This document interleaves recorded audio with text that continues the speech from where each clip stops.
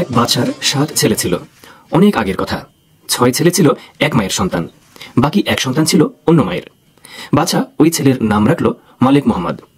এক রাতে বাদশা তার প্রাসাদে আরামে ঘুমাচ্ছিলেন। ঘুমের ভেতর চমৎকার এক স্বপ্ন দেখেন তিনি। স্বপ্নটা হলো বাদশার মাথার উপরে ঝুলছে একটি সোনার খাঁচা। খাঁচার ভেতর বসে আছে চমৎকার একটা তোতা পাখি। ঘুম ভেঙে যাবার পর বাদশা চিন্তায় পড়ে গেল।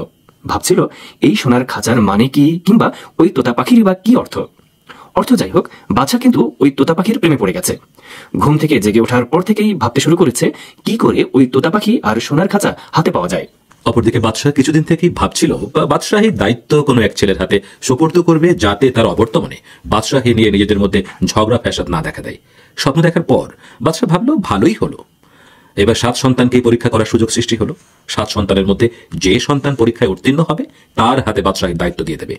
বাদশাহ তাই তার 7 সন্তানকেই ডেকে পাঠালো। সন্তানরা সবাই এসে পৌঁছলো। বাদশাহ তাদের উদ্দেশ্যে বলল, তোমরা সবাই আমার সন্তান। আমি তোমাদের সবাইকেই এক দৃষ্টিতে, মানে সমানে সমানে দেখি, সমান চোখে দেখি। আমি বুঝতে পারছি না তোমাদের মধ্য থেকে কার হাতে এই বাদশাহীর দায়িত্ব হস্তান্তর করব। সেজন্য তোমাদের সবাইকে একটা কাজ দেব আমি। ওই কাজটা যে সুষ্ঠুভাবে আঞ্জাম দেবে তাকেই আমি আমার স্থলাভিষিক্ত করব।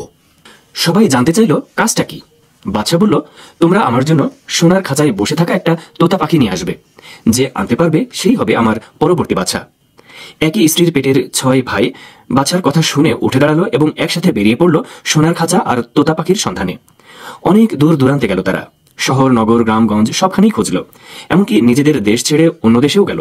কত মানুষের কাছে যে জানতে চেয়েছে পথ কিংবা সোনার খাঁচা আর তোতা পাখির সন্ধান, তার কোনো ইয়ত্তা নেই।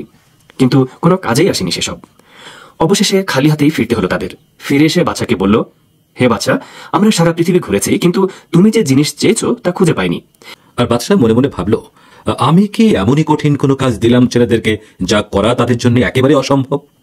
এরকম ভাবনার মাঝেই মালিক মোহাম্মদ উঠে দাঁড়ালো এবং বলল, হে শ্রদ্ধেয় পিতা আমার, আপনি অনুমতি দিলে আমি ওই তোতা পাখি আর সোনার খাঁচার সন্ধানে যেতে চাই। বাদশাহ বলল, ওরা 6 জনই তোমার চেয়ে অনেক বড়। তারা একসাথে গিয়েও তোতা পাখি আর সোনার খাঁচা আনতে পারলো না, আর তুমি একা গিয়ে কি করবে? মালিক মোহাম্মদ বলল, আল্লাহ চাইলে আনতেও তো পারি। বাদশাহ বলল, ঠিক আছে, যেতে যখন যাচ্ছ যাও। যদি আনতে পারো তাহলে বাদশাহী তোমার হাতে সুপর্দ করব। মালিক মোহাম্মদ সফরের প্রস্তুতি নিয়ে কটি মণিমুক্তের সঙ্গে নিল। এরপর দ্রুতগামী একটি ঘোড়া নিয়ে বেরিয়ে পড়ল। 6 ভাইয়ের মধ্যে যে বড় সে ছিল ভীষণ হিংসুক। সে তার বাকি 5 ভাইকে ডেকে বলল, আমি জানি মালিক মোহাম্মদ তোতা পাখি আর সোনার খাঁচা আনতে পারবে, তাই চলো ওর পেছনে পেছনে আমরাও যাই। বলা তো যায় না, ও যদি আমাদের টেক্কা দিয়ে বসে। 5 ভাই কথাটা মেনে নিল এবং সবাই ঘোড়ায় চড়ল। যেতে যেতে একটা নির্জন প্রান্তরে গিয়ে মালিক মোহাম্মদের নাগাল পেল। মালিক মোহাম্মদকে ঘোড়া থেকে নামিয়ে 6 ভাই মিলে মারল। মারতে মারতে মালিক ঘোড়ার পিঠ থেকে মাটিতে লুটিয়ে পড়লে মণিমুক্তাময় জিনিসটা তার মাথার পাশে রেখে দিল, যাতে মারা গেলে দাফন কাফনের ব্যবস্থা হয়। তারপর 6 ভাইয়ের সবাই ঘোড়ায় চড়ে দ্রুত পালিয়ে গেল, যাতে কেউ তাদের দেখতে না পায়। মালিক মোহাম্মদ সন্ধ্যা পর্যন্ত মাটিতেই পড়েছিল। সে ঘুমের ভেতর হযরত আলী আলাইহিসসালামকে স্বপ্নে দেখতে পেল।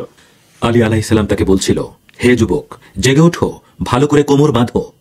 এতক্ষণ পর্যন্ত মালিকের গোমরানোর শক্তি ছিল না, অথচ স্বপ্ন দেখার পর সুস্থ স্বাভাবিক মানুষের মতো দাঁড়িয়ে গেল সে। স্বপ্নের ভেতরেই একরাশ বিস্ময় চোখে হযরতের দিকে মুখ করে দাঁড়ালো। হযরত আলী আলাইহিস সালাম তাকে বলল, এরপর থেকে যখনই কোনো সমস্যায় পড়বে তখনই বলবে, ইয়া আলী, তোমার সমস্যার সমাধান হয়ে যাবে। এ বলেই আলী আলাইহিস সালাম অদৃশ্য হয়ে গেল। মালিক মোহাম্মদের ঘুম ভেঙে গেল। সে দেখল তার শরীরে কোনো রকম ব্যথা বেদনা নেই, পুরোপুরি সুস্থ সে। এদিক সেদিক তাকালো, দেখলো তার ঘোড়া এবং জিন সবকিছুই ঠিক আছে। প্রশান্ত মনে দৃঢ় বিশ্বাস বুকে নিয়ে ঘোড়ায় চড়ল এবং সতেজভাবে ঘোড়া ছুটালো।